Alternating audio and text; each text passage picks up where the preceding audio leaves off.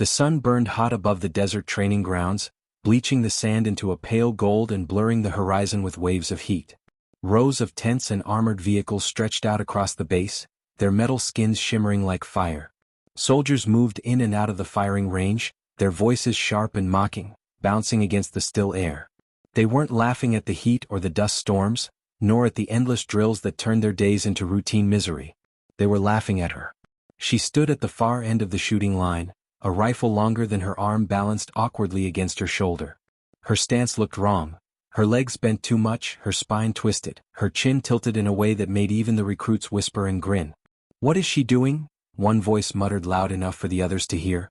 "Looks like she's about to fall over." A ripple of laughter rolled through the crowd, men elbowing each other, women smirking, sergeants shaking their heads with pity. She heard it all, the rising wave of disbelief that someone like her could stand there, daring to aim at a target no one else could even see. But she didn't flinch. She didn't blink. The barrel of her rifle pointed not at the practice dummies, not at the armored plates 50 yards away, not even at the rusting metal barrels lined up along the ridges for ordinary drills. Her eyes tracked something farther, something so distant that no one else bothered to look. 15 miles out, hidden by dust and shimmer, a steel command plate was mounted on a forgotten outpost wall. Hitting it was impossible. The instructors called it a myth shot, a test no one could pass, a number written only on paper. It wasn't part of today's exercise. But she had chosen it as her mark. The laughter grew louder, each chuckle cutting deeper, each grin aimed like a blade. They thought she was a joke, a misfit who had wandered into the wrong camp, a fragile shadow of a soldier. She knew what they saw when they looked at her. A slim figure with hands too small for the weapon she carried, a face too calm for the chaos of war, a quiet presence in a place built on shouting. The others marched loud, fired loud, lived loud. She moved like silence. And silence was always mistaken for weakness. They couldn't understand the hours she had spent alone under the moonlight, crouched in the wilderness, teaching her body how to mold itself to the earth, how to breathe so slowly that even the dust forgot her presence. They couldn't understand the nights she had listened to the wind like a language, mapping the way it curved and dipped, how it carried echoes of the desert across impossible distances. They hadn't been there when she stripped down rifles and rebuilt them in darkness until her fingers could read steel like braille, until every spring and chamber whispered to her touch. They didn't know that her strange stance, the one that bent her limbs into something ugly and awkward, was not a mistake but a method born of 1,000 failed experiments, a geometry of the body that aligned her breath with gravity, her heartbeat with the arc of the bullet. She didn't need them to understand. She only needed one shot. Her fingers settled against the trigger as the laughter peaked. Someone clapped mockingly. Another called out, "Hey, statue girl, you aiming for the moon?" Their voices became a blur, like insects buzzing too close to the ear. The desert wind shifted. She felt it graze her cheek, subtle, a small shift that would have gone unnoticed by anyone else.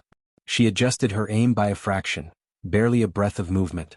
She inhaled slowly, the air filling her lungs like water pouring into a vessel. Her pulse slowed.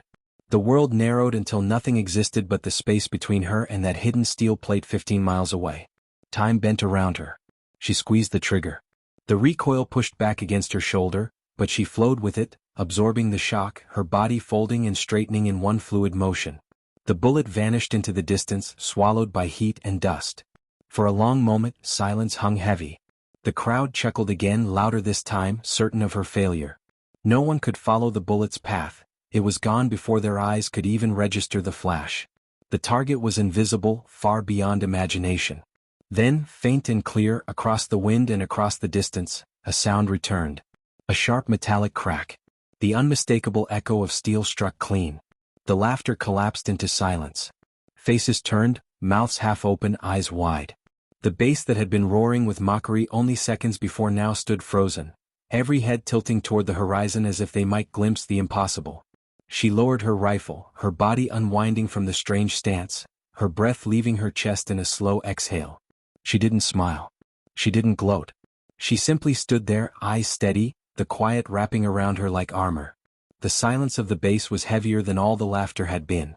And in that silence, respect, raw, grudging, undeniable, began to take root. For several heartbeats after the echo of steel had drifted back across the desert, the base remained still.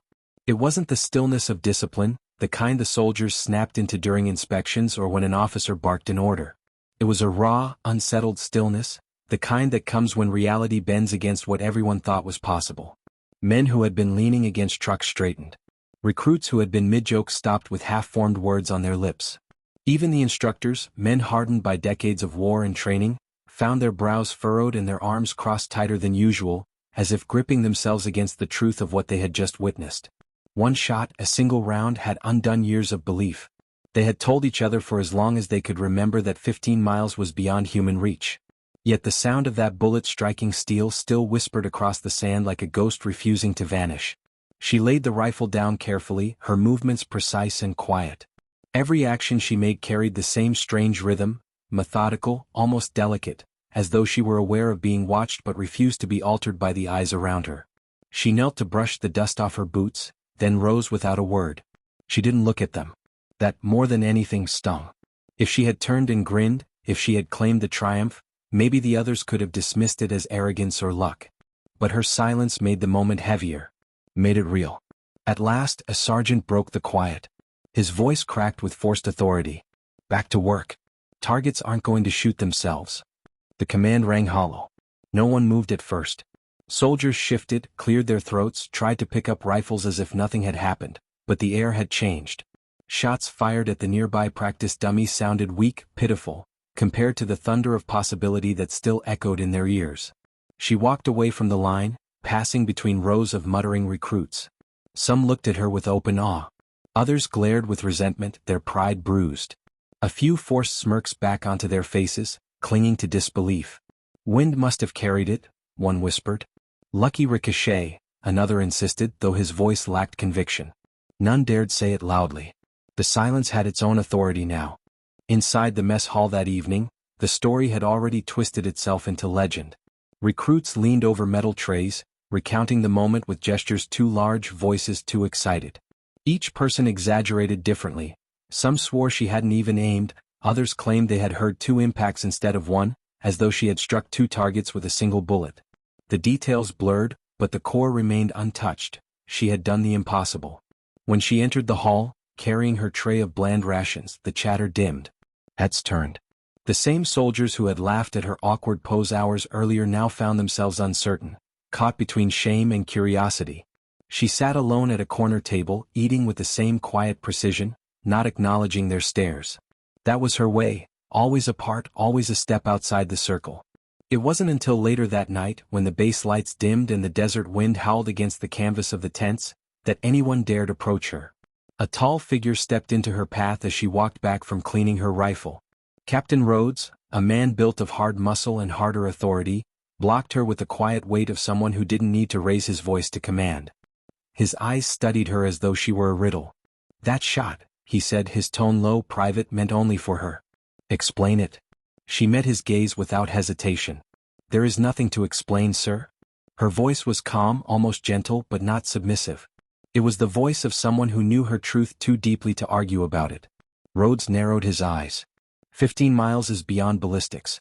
Even the math says it shouldn't be possible. Math is a language, she replied. Most people mispronounce it. For the first time in years, Rhodes found himself at a loss for words. He had spent his life commanding soldiers who either broke under pressure or hardened into predictable shapes. She was neither. He considered pressing her, demanding details, but something in her calm expression warned him that he would not like the answers he received. Instead, he stepped aside. Get some rest. Tomorrow we'll see if that wasn't just luck. The tests began the next morning. They didn't call them tests, not openly. The schedule remained the same, but every drill was adjusted, every range recalibrated, every wind condition altered to extremes. She was placed last in line, as though her turn was an afterthought.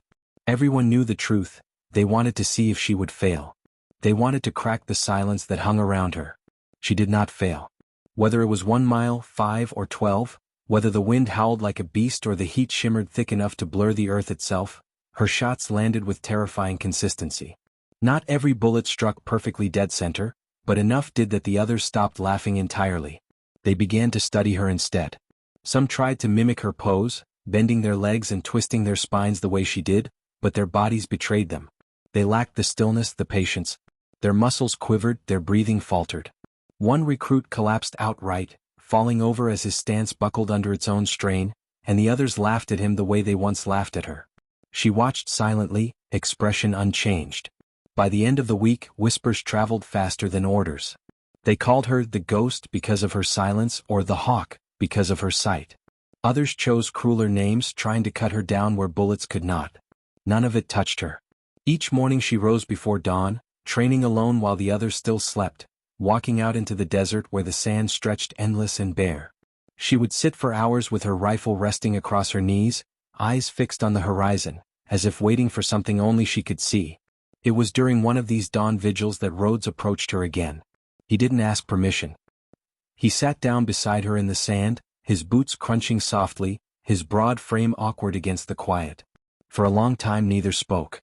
The wind carried the sharp tang of dust, the sun rising in slow fire across the edge of the world. Finally Rhodes said, "You've been holding back." She didn't look at him. "I've been surviving." "Same thing, isn't it?" She turned her head slightly, just enough for him to see the faintest curve of her mouth. Not a smile, not quite, but something close. "Not for me." Rhodes studied her profile. There was no arrogance in her, no gloating. What he saw instead unsettled him more: restraint. This woman carried not only skill but also the discipline to conceal it, to reveal only fragments. Whatever her story was, it reached far beyond this base. And then the alarms blared. A shrieking wail split the air, harsh and urgent, cutting off their conversation. Across the base, soldiers spilled out of tents, grabbing weapons, shouting orders. Dust rose in frantic clouds as trucks roared to life. Rhodes shot to his feet, eyes sharp, body already moving. "Drill?" he shouted toward the nearest runner. The runner shook his head, panic widening his eyes. "Not a drill, sir." Scouts spotted movement along the ridge, unknown convoy heavily armed. Rhodes swore under his breath. The base wasn't prepared for a real engagement, not here, not now. Too many recruits, too few veterans, and defenses stretched thin. He turned to order her back into formation, but she was already standing, rifle in hand, eyes narrowed toward the horizon. The stillness around her shifted into something sharper, something dangerous. This time, when the soldiers saw her stance, no one laughed. The desert horizon quivered with heat, but beneath the shimmer of rising sun there was movement, unnatural, mechanical, threatening. Through the haze, the convoy appeared in fragments. First the glint of sunlight off windshields, then the dark silhouettes of armored trucks kicking up long trails of dust. By the time the alarm had echoed through every tent, the shapes had become clear. 6 vehicles, bristling with mounted weapons, advancing in formation like teeth bared in the sand.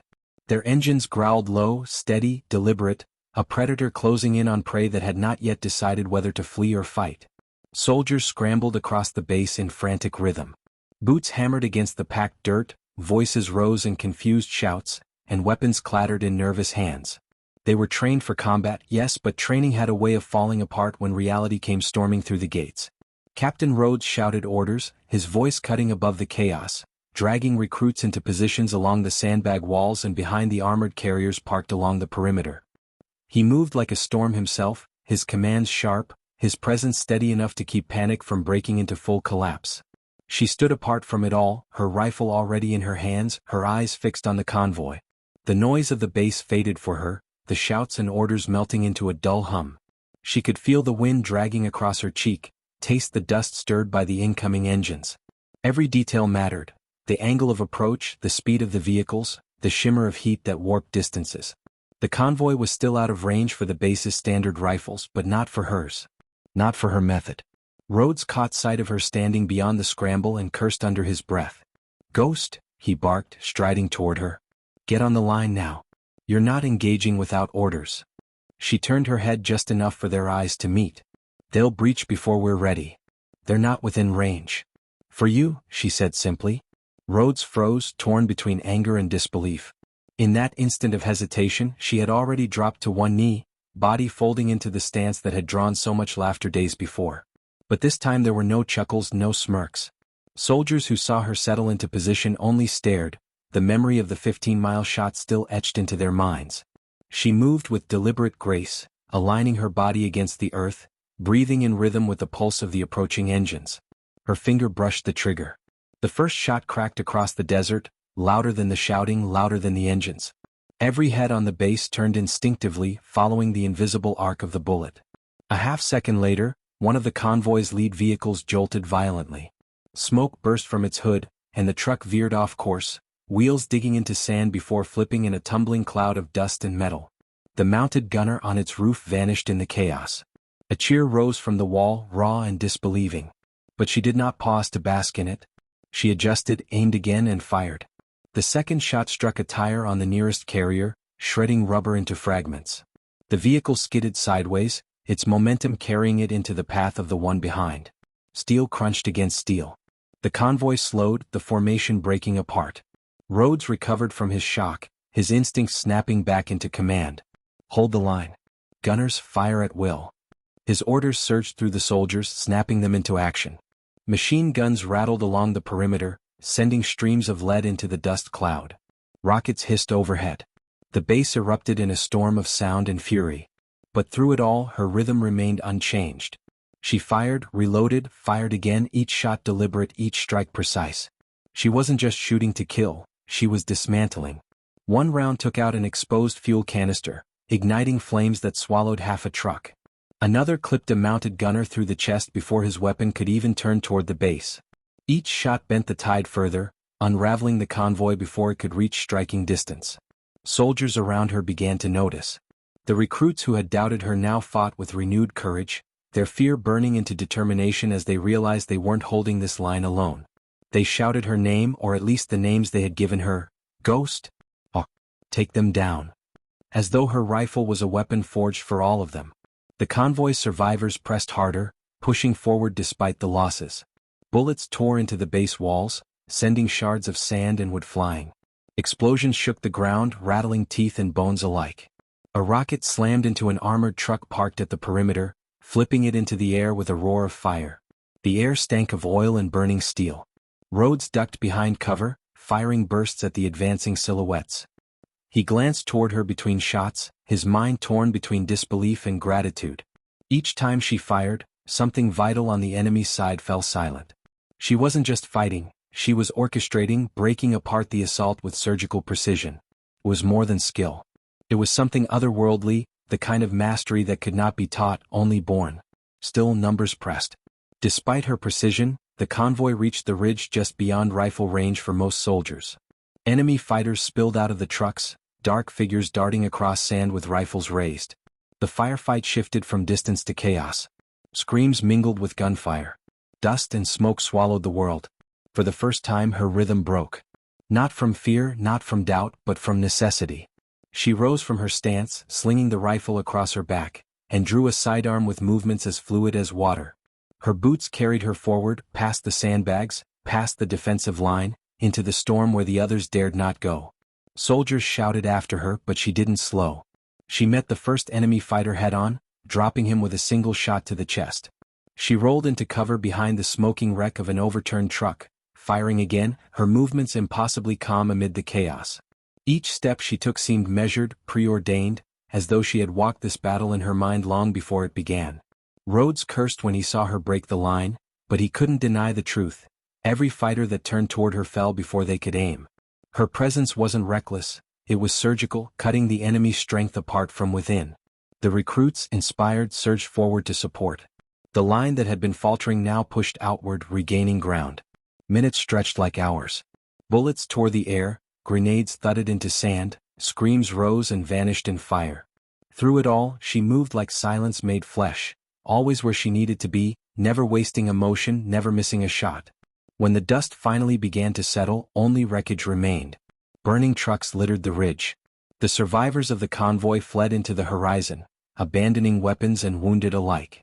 The battlefield stank of oil, sweat, and death. The base stood scarred but standing. Soldiers slumped against walls, breathing hard, faces streaked with dirt and blood. Some wept openly, overcome by the fact that they were still alive. Rhodes stood at the center of it all, chest heaving, surveying the carnage. His eyes found her. She was already cleaning her rifle, her hands moving with the same calm precision as always. There was no triumph in her face, no smile, no boast.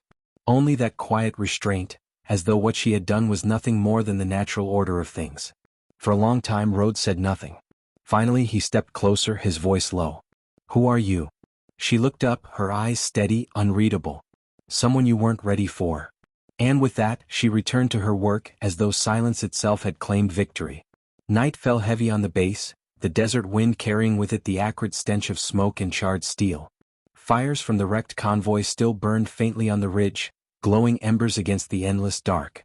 The battle was over, but its memory clung to every corner of camp. Medics worked under floodlights, dragging wounded from the makeshift triage, their voices urgent but exhausted. Mechanics inspected the shattered vehicles, cursing under their breath at the damage. Everywhere soldiers whispered. They weren't whispering about the enemy. They were whispering about her. Some told the story like a myth, a lone sniper holding off a convoy with impossible precision. Others argued she wasn't human at all, that no mortal could bend distance and time the way she had. A few said she was a ghost, the spirit of the desert itself, sent to protect them. The tales grew wilder with every retelling, but the one truth every tongue carried was this: without her, the base would be gone. She sat at the far edge of camp, away from the noise and the lights, cleaning her rifle beneath the stars.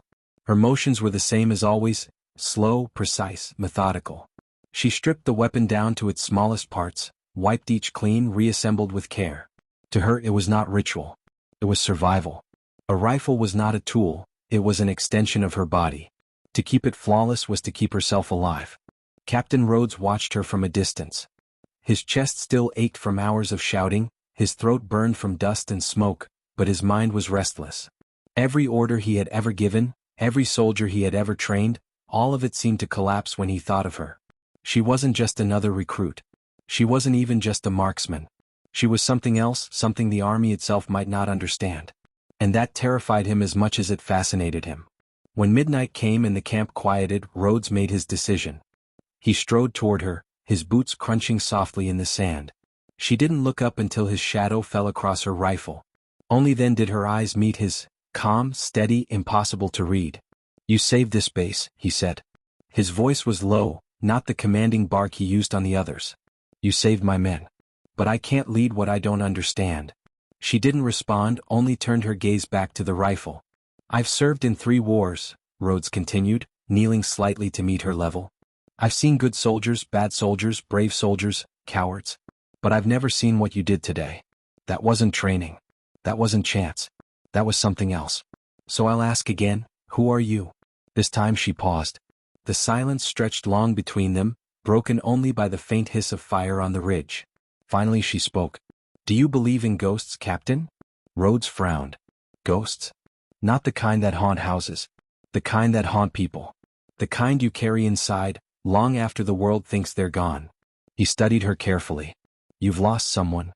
"I've lost everyone," she corrected. Her words hung heavy in the air. Rhodes wanted to press, but her expression warned him off. There was pain there, yes, but also something sharper, like steel drawn against stone. Whatever her story was, it wasn't one she would spill easily. "Command is going to want answers," Rhodes said at last. "They'll call what you did today impossible. They'll want to know how. And if I can't give them an explanation, they'll come here themselves." "Then tell them the truth," she replied. "Tell them I'm someone you weren't ready for." Rhodes exhaled slowly, frustration and admiration warring in his chest. "You realize that kind of answer won't hold forever." She gave the faintest of nods. "Nothing does." With that, she returned to her rifle, ending the conversation as cleanly as pulling a trigger. Rhodes lingered a moment longer, then stood and left her to the silence. By dawn, command had already sent word. A helicopter descended onto the base with a roar of blades, kicking up sand in furious spirals. Soldiers gathered, shielding their faces as a small delegation disembarked. 2 officers in crisp uniforms, and a man in a plain black suit that made every spine stiffen. He carried no weapon, but his presence alone unsettled the camp. His eyes scanned everything, sharp and calculating, like a hawk searching for weakness. They went straight to Rhodes. "We heard you had an incident," one officer said, his tone clipped, professional. "A convoy attack." "More like a convoy slaughter," Rhodes replied. "We lost men, but we're standing. Thanks to her." The suited man's gaze followed Rhodes's pointing hand, settling on her where she stood at the range, firing slowly at distant targets even after the night's chaos. Every shot cracked like thunder, every bullet finding its mark. His eyes narrowed with something like recognition. "Her?" he repeated softly. Rhodes frowned. "You know her?" The man in the suit didn't answer. Instead, he turned to his companions. "Clear me a room. I want her alone." Within the hour, she was seated across from him in the command tent. The space was bare but tense, the air heavy with expectation. He studied her for a long time before speaking. "You shouldn't be here," he said finally. Her eyes met his, calm as ever. "And yet I am." "You were erased," he continued. "Wiped clean. I read the file myself. The program was shut down. Everyone was accounted for. Except you." The faintest shift crossed her face, not quite a flinch, not quite a smile. "Files lie. Bullets don't." The man leaned forward, voice dropping. "Tell me how you survived." She didn't answer. "Tell me," he pressed, "how a ghost walks into my base and dismantles an armored convoy without breaking stride." Still she said nothing. The silence stretched until it became unbearable. Finally the man leaned back, exhaling sharply. "Very well. If you won't tell me, I'll tell them. You were part of it, weren't you? Project Longshot. The Sniper Initiative. Genetic augmentation, neural conditioning, experimental ballistics. They said it failed. They said no one survived the final phase." She finally spoke, her tone flat. "Then maybe I am a ghost after all." The man's eyes gleamed, equal parts fear and fascination. "They'll come for you," he warned. "Not just command. Others. Enemies you don't even know you've made. You've revealed yourself and now you can't go back into hiding." "I was never hiding," she said. "I was waiting." "For what?" Her gaze sharpened, the stillness around her settling into something lethal. For the moment they stopped laughing. The man fell silent, unsettled by the certainty in her voice. Outside, the camp bustled with nervous energy, soldiers whispering about the stranger in their midst, the ghost who bent the battlefield to her will. They didn't know her past. They didn't know her name. But they knew this. Whatever war was coming next, she was going to be at the heart of it. The desert night was quiet, but her memories were not. She lay awake in her cot, eyes open to the shadows rippling across the tent ceiling, her mind wandering places she rarely let herself go. The man in black had spoken words she had buried for years, Project Longshot. The name itself carried weight, like the distant rumble of thunder. Most of the base only whispered about her present, her skills, her silence. None of them knew what it had cost her to become this way. None of them knew where she had come from. Project Longshot had begun in secrecy, buried beneath layers of military jargon and deniability. On paper, it was nothing more than extended ballistics research. In reality, it was an attempt to build the perfect long-range marksman, someone who could end a war with a single shot from a distance so great the enemy would never even know where death had come from. It wasn't about training, it was about breaking and remaking. She had been 16 when they found her. A girl with sharp eyes, sharper instincts, and nothing left to lose. Her parents were already gone, casualties of a border conflict no one remembered anymore.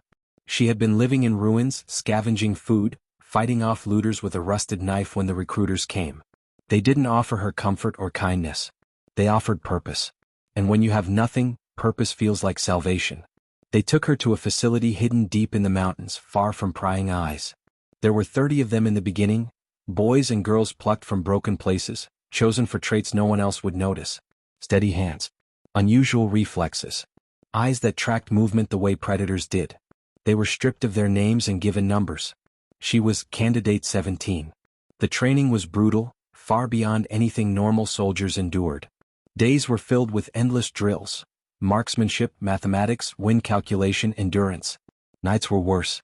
Sleep was interrupted by alarms, forcing them into midnight. Shooting ranges or kilometer-long runs through freezing dark. Failure wasn't corrected, it was punished. They weren't training bodies, they were breaking minds, reshaping them into machines of focus. Then came the augmentations. First it was physical, diets rich in strange compounds, injections that left them shaking, strength drills until their muscles screamed. Then it was neurological. Electrodes strapped to their heads, pulses of electricity rewriting the way their synapses fired. Hours spent staring at moving dots on screens, their brains trained to calculate angles and speeds faster than conscious thought. At first she resisted. Her mind rebelled against the constant invasion, the manipulation. But resistance meant pain, days in isolation, bodies deprived of food until instinct gave way. Slowly, inevitably she adapted. But what separated her from the others wasn't just endurance. It was silence. Where the others cried, cursed, or begged, she said nothing.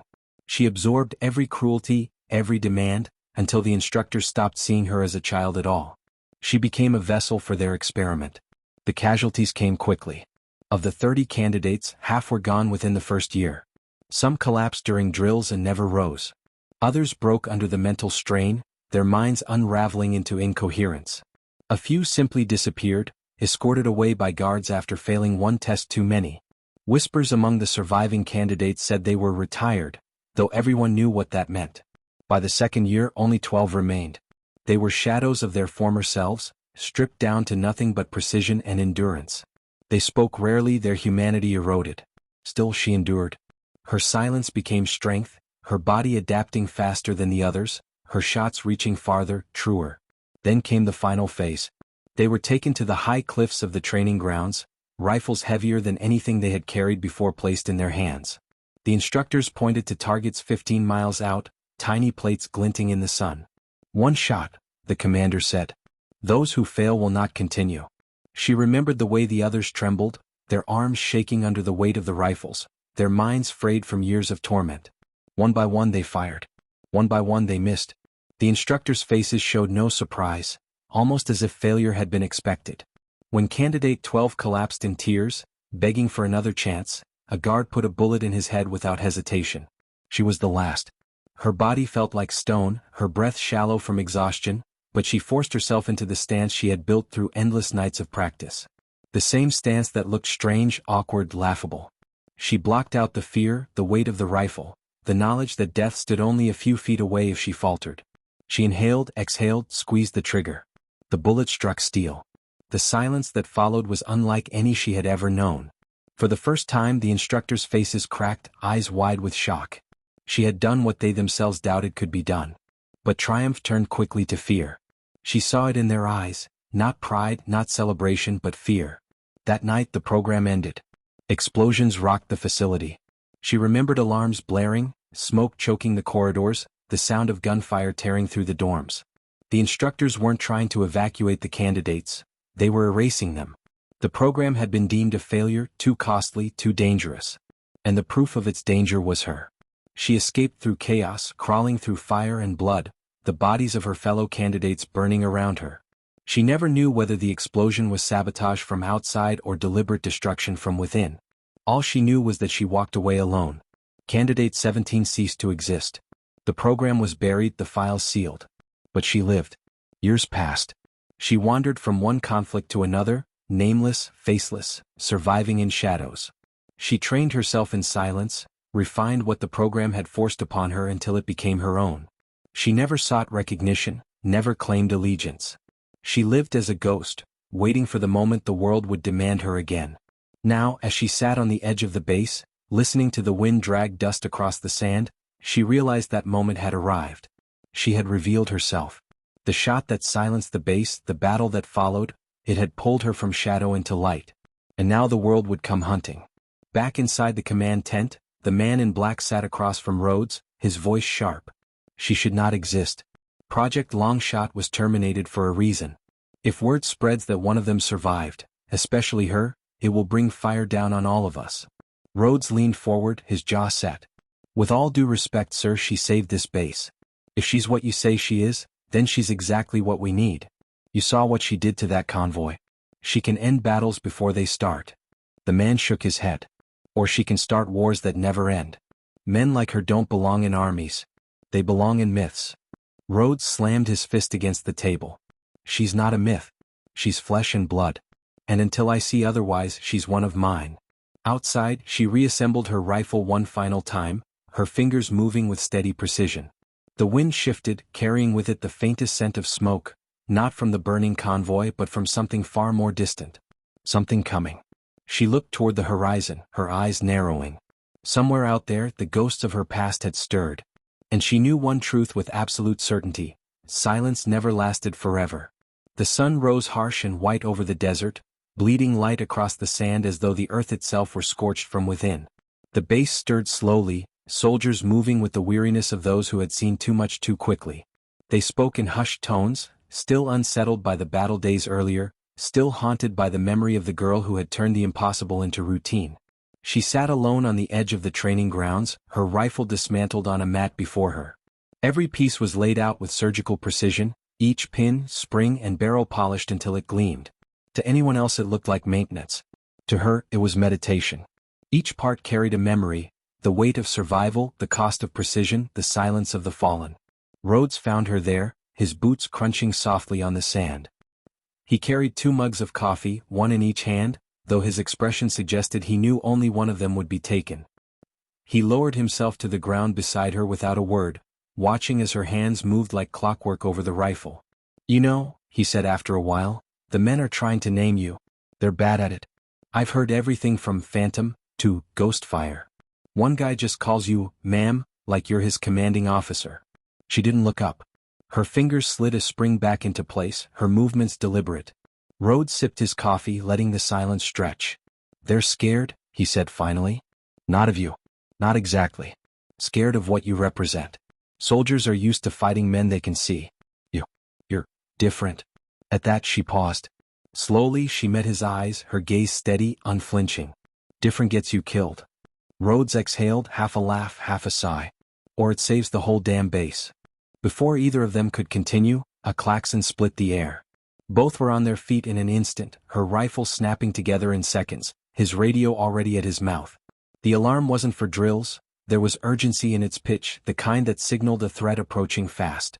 "Unidentified aircraft inbound," a voice barked over the loudspeakers. "Bearing east, low altitude, no response to hails. Estimated time to contact, 5 minutes." Rhodes cursed under his breath, tossing his untouched mug to the ground. She was already moving, rifle slung across her back, boots kicking up sand as she ran toward the perimeter wall. Soldiers scrambled, sirens wailed, and the desert once again became a stage for chaos. Atop the wall, binoculars scanned the horizon. Rhodes climbed up beside her, his eyes narrowing against the glare. Then he saw them, 3 helicopters painted black, flying low and fast, no insignia, no identification. Predatory shapes against the burning sky. "Mercs," Rhodes muttered. "Or worse." She raised her rifle, sighting through the scope, but didn't fire. Her breathing slowed, her pulse steady. She recognized the formation, the precision of their flight. It wasn't random. It was familiar. Too familiar. The memory slammed into her like a hammer. Years ago, during the purge of Project Longshot, helicopters just like these had hovered over the burning facility. They had carried soldiers who weren't rescuers but executioners. And now they were here. The lead helicopter dipped low, a flare streaking across the sky as if marking the ground. A moment later, the desert erupted, plumes of sand and fire bursting upward as mortars struck just outside the perimeter. The base shook. Men shouted. "Contact!" Rhodes roared. "All units, defensive positions." The helicopters swung around, side doors sliding open, figures leaning out with weapons glinting. They weren't ordinary troops. Their movements were too controlled, too sharp. She knew instantly what they were: hunters. The first shots cracked across the desert, tearing into the wall. Soldiers ducked, returned fire, tracers ripping the air. She dropped to one knee, rifle pressed to her shoulder, and exhaled. One squeeze of the trigger, and a gunner toppled from the side of the nearest helicopter. Another shot, another body fell. But then her scope caught something that made her blood run cold. One of the figures stepping out onto the landing struts wasn't just trained like her. He moved like her. His stance, his stillness, the way he carried his weapon. It was too precise, too calculated. Her chest tightened. It couldn't be.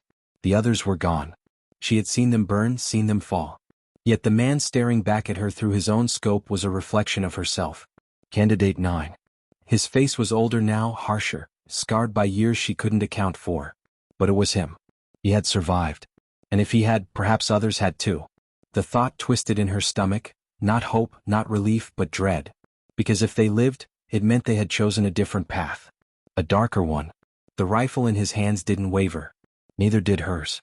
For a moment, the battlefield around them faded, and only the line between their eyes existed, stretching across the desert like a taut wire ready to snap. Then he smiled. Cold, thin, cruel. And he lowered his rifle, not to surrender, but to signal. The other helicopters banked, unloading squads of men in black combat armor, each one moving with inhuman coordination. Soldiers scrambled to meet them, gunfire ripping through the air, explosions kicking sand into choking clouds. The base was under siege. Rhodes was shouting orders, but his voice barely reached her through the roar. Her focus was locked on Candidate 9, who had vanished back into the belly of the helicopter. The message was clear enough. They weren't here for the base. They were here for her. She leapt down from the wall, boots hitting hard, rifle swinging across her back as she sprinted toward the heart of the fight. Soldiers fell around her, the air thick with dust and blood. The enemy moved like shadows, coordinated, efficient. These weren't mercenaries. They were something worse. They were Longshot. Or what was left of it. She fought like a blade through cloth, every shot she fired tearing gaps in their assault. She moved faster, sharper, more brutal than any ordinary soldier could track. Yet for every one she dropped, two more advanced, their weapons trained not on Rhodes, not on the base but on her. Rhodes finally caught up to her, blood streaked across his face, rifle clutched tight. "They're not here to destroy us," he shouted over the gunfire. "They're here to take you." She didn't answer. She already knew. The battlefield surged around them, smoke and sand swallowing shapes into shadows. And in those shadows she felt it, the weight of eyes watching, the pull of a past she thought buried. Candidate 9 was out there, waiting, hunting. The silence that had once been her armor now pressed against her like a coffin. She had revealed herself to the world. And the world had answered. The desert was alive with fire. Black smoke curled into the sky, the acrid smell of burning fuel mixing with blood and gunpowder. Helicopters thundered overhead, spitting tracer rounds into the base. Soldiers scattered through choking dust, shouting over radios that only hissed static. Somewhere, someone screamed for a medic who never came. She moved through the chaos like a shadow given form. Her rifle barked once, twice, 3 times, each shot a clean surgical cut through the noise. She dropped enemies with machine precision, bodies falling before they even knew they'd been targeted. But no matter how many she killed, more advanced. The black-armored soldiers weren't breaking. They weren't retreating. They moved like a tide, relentless, coordinated, and always closing in on her. Rhodes fought beside her, his jaw tight, his uniform streaked with blood and sand. He was a soldier forged in wars of men, not monsters. Yet he fought with the stubbornness of someone who refused to yield. Every burst of his rifle covered another retreating soldier, every shouted order steadied the line for a few precious seconds. But he saw it too. The pattern. They weren't spreading out to crush the base. They weren't targeting supply lines or command posts. They were narrowing their formation, forcing her inward, herding her toward the center like wolves driving prey. "Damn it," Rhodes spat, ducking behind a broken barrier as bullets chewed through the sandbags. "They're not even trying to win this fight. They're trying to cage you." She crouched beside him, eyes locked beyond the dust where Candidate 9 had vanished. Her breathing was steady, too steady, as if her heart had accepted what her mind already knew. "They'll keep coming until I go to them," she said flatly. Rhodes turned on her, furious.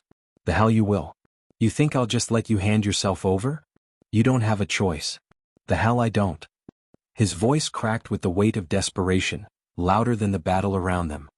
He grabbed her arm, forcing her to meet his eyes. For a long second, silence stretched between them, except silence wasn't silence. It was everything unsaid, everything broken, everything lost. She didn't pull away. She only looked at him with that same unflinching gaze, the one that carried years of survival etched into its edges. "If they take me," she said, "you won't stop them. No one will. But if I go to them on my terms,